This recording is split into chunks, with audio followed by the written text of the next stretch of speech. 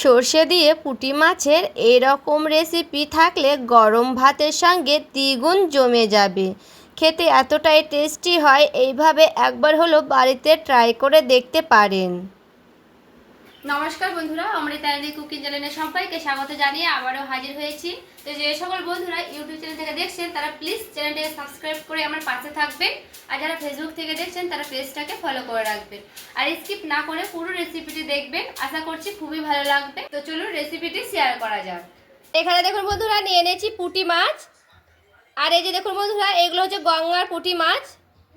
আর পুঁটি মাছগুলো দেখুন দেখতে কতটা সুন্দর লাগছে, একেবারে কিন্তু বড় বড়। আর সবগুলোই পুঁটি মাছ কিন্তু বড় বড় রয়েছে।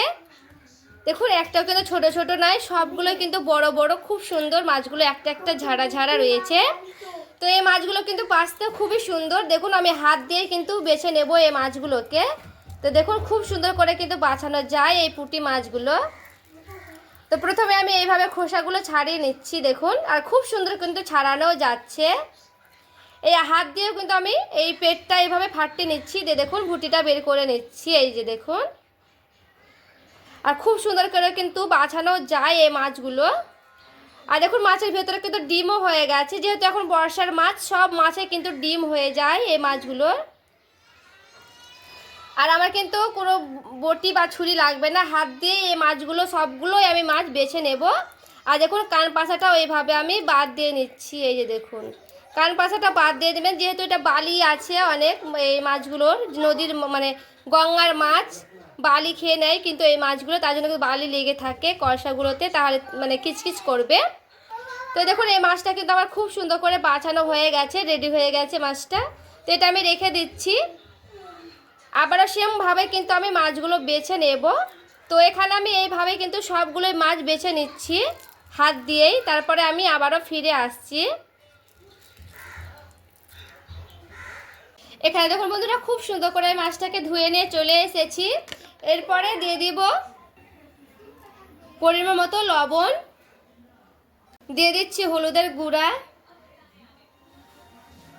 পরে খুব সুন্দর করে মাখিয়ে নিচ্ছি এখানে মাছটাকে। এখানে দেখুন খুব ভালো মতো করে মাছটাকে আমি মাখানো হয়ে গেছে, খুব ভালো মতো করে কিন্তু মাখিয়ে নিয়েছি। এখানে দেখুন কড়াই বসে নিয়েছি, কড়াই দিয়ে দিচ্ছি সরিষার তেল। এরপরে দেখুন তেলটা আমার খুব সুন্দর করে গরম হয়ে গেছে। একটু আমি কড়াইয়ের গায়ে এভাবে খুব ভালো করে লাগিয়ে নিচ্ছি, এতে করে মাছগুলো খুব ভালো করে উঠে যাবে। এরপর দেখুন যে মাছটাকে আমি হালকা করে মাখিয়ে রেখেছিলাম, এরপরে দিয়ে দিচ্ছি।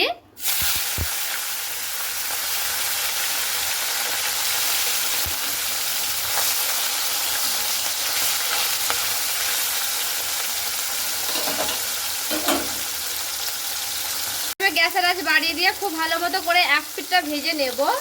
এরপর দেখুন মাছটা আমি হালকা করে এই পিঠটা উল্টে নিচ্ছি, আর দেখুন কত সুন্দর কিন্তু ভাজা হয়েছে। প্রথমে কিন্তু ভালো মতো করে কড়া করে তেল করে নিলে এইভাবে হালকা করে উল্টে নিতে গেলে খুব সুন্দর কিন্তু উল্টানো যাবে, একটাও মাছ কিন্তু ভাঙবে না। তো দেখুন এইভাবে কিন্তু খুব ভালো করে আমার উল্টানো হয়ে গেছে, দেখে বুঝতে পারছে। তো এইভাবে কিন্তু এই পিঠটা খুব ভালো মতো করে আমি এইভাবে ভেজে নেব। আর দেখুন বন্ধুরা, খুব ভালো করে কিন্তু মাছটা আমার ভাজানো হয়ে গেছে। এরপর আমি মাছগুলোকে উঠিয়ে নিচ্ছি। আর দেখুন একটা একটা কিন্তু হয়েছে মাছগুলো ভাজানো, এইভাবে ভেজে নিলেই কিন্তু হয়ে যাবে। বাকি মাছগুলো আমি ওইভাবে ভেজে নিচ্ছি, তারপরে ফিরে আসছি। হ্যাঁ দেখুন পেঁয়াজ দুটো আমি খুব ভালো মতো করে কিন্তু ধুয়ে নিয়ে চলে এসেছি। তো এই পেঁয়াজটা আমি খুব সুন্দর একেবারে মিহি মিহি করে কিন্তু কেটে নেব। তো দেখুন এইভাবে আমি কেটে নিচ্ছি।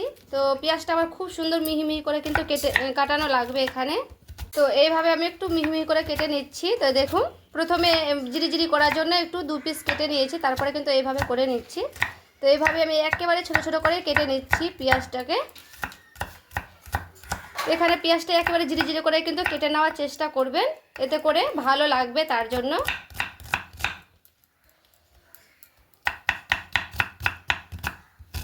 আর এখানে দেখুন দুটো পেঁয়াজ আমার খুব ভালো করে কিন্তু কাটানো হয়ে গেছে। আর এখানে দেখুন একটা আমি টমেটো নিয়েছি, এই টমেটোটাও কিন্তু আমি খুব সুন্দর মিহি মিহি করে কেটে নেব, একেবারে কিন্তু মিহি মিহি করে কেটে নিচ্ছি। দেখুন খুব ভালো মতো করে কিন্তু আমার টমেটোটা কাটানো হয়ে গেছে। আর এখানে দেখুন মাছটা এবার আমার পুরোপুরি ভাজানো হয়ে গেছে, উঠিয়েও নিলাম।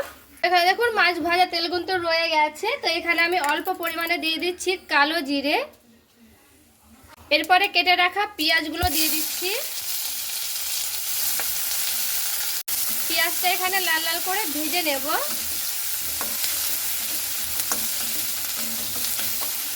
দেখুন একটা মিক্সিং বাটি নিয়ে নিয়েছি, এরপরে বাটি মেপে মেপে নিয়ে নিয়েছি।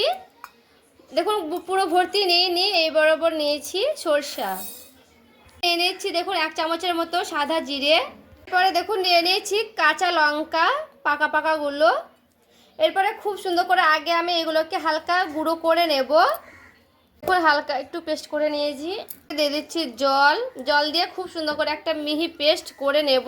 যেহেতু সর্ষে আছে তার জন্য কিন্তু খুব সুন্দর মিহি পেস্ট করে নিতে হবে। তো পুরো আমি পেস্ট করে নিয়েছি, তারপরে ফিরে আসছি। আর এখানে দেখুন পেঁয়াজটা আমার লাল লাল করে ভেজে নিয়েছি। তো এখানে খুব ভালো করে কিন্তু পেঁয়াজটা ভেজে নিতে হবে আগে। এরপরে মশলাটা আমি দিয়ে দিচ্ছি, এরপরে দিয়ে দিচ্ছি পরিমাণ মতো লবণ, দিচ্ছি হলুদের গুঁড়া। এরপরে খুব ভালো করে মশলাটাকে আমি কষে নেব এখানে। তো এখন খুব ভালো করে কিন্তু নাড়াচাড়া করে নিচ্ছি। দেখুন এখানে দিয়ে দিচ্ছি টমেটো কাটাগুলো। এরপর দেখুন টমেটোটা দিয়েও হালকা করে এইভাবে একটু নাড়াচাড়া করে নিচ্ছি। তো এখানে আবার খুব ভালো করে মশলাটা কষে নিতে হবে। তো এইভাবে আমি রেখে দিচ্ছি, দিয়ে খুব সুন্দর করে মশলাটা আমি কষে নিচ্ছি। মশলাটা আমার খুব ভালো করে কষে নিতে হবে, তার জন্য দিয়ে দিচ্ছি ঢাকা। এরপর আমি ঢাকনাতে উঠিয়ে নিলাম। আর এখানে দেখুন মশলাটা আমার খুব সুন্দর করে কিন্তু কষানো হয়ে গেছে। আর দেখে বুঝতে পারছেন একেবারে কিন্তু শুকনো শুকনো হয়ে গেছে।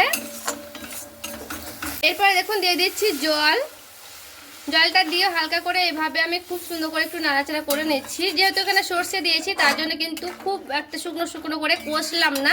এতে করে সর্ষে দিলে তেতো হয়ে যায়, তার জন্য মানে বেশি কষলে। তো এইভাবে হালকা করে কষানো হয়ে গেলেই কিন্তু দিয়ে দিতে হবে জল, দিয়ে কিন্তু হালকা করে একটু নাড়াচাড়া করে নিচ্ছি। এরপরে খুব ভালো করে ফুটিয়ে নিচ্ছি। আর এখানে দেখুন খুব সুন্দর করে কিন্তু ফুটিয়ে নিয়েছি। আর এই যে দেখুন একেবারে কিন্তু শুকনো শুকনো করে নিয়েছি। তো খুব একটা ঝোল হবে না আর খুব শুকনো শুকনো হবে না, এইরকম কিন্তু গ্রেভিটা হবে। এরপরে আমি ভেজে রাখা মাছগুলো দেখুন দিয়ে দিচ্ছি। এরপরে ভেজে রাখা মাছটা দিয়ে হালকা করে একটু ফুটিয়ে নেব। আর এই যে দেখুন এইভাবে কিন্তু 2-1 মিনিট ফুটিয়ে নিলে কিন্তু হয়ে যাবে। এরপরে দিয়ে দিচ্ছি উপর থেকে অল্প পরিমাণে চিনিটা দিয়ে হালকা করে একটু এভাবে আরো নাড়াচাড়া করে নেব। এই যে দেখুন বন্ধুরা পুঁটি মাছের রেসিপিটা রেডি করে নিয়ে চলে এসেছি। আর দেখতে দেখুন কতটা সুন্দর লাগছে। সর্ষে দিয়ে পুঁটি মাছের এই রেসিপিটি একবার হলো ট্রাই করে দেখবেন, খেতে বন্ধুরা দুর্দান্ত হয়। আর দেখুন কতটা লোভনীয় হয়েছে, গা মাখা করে করেছি।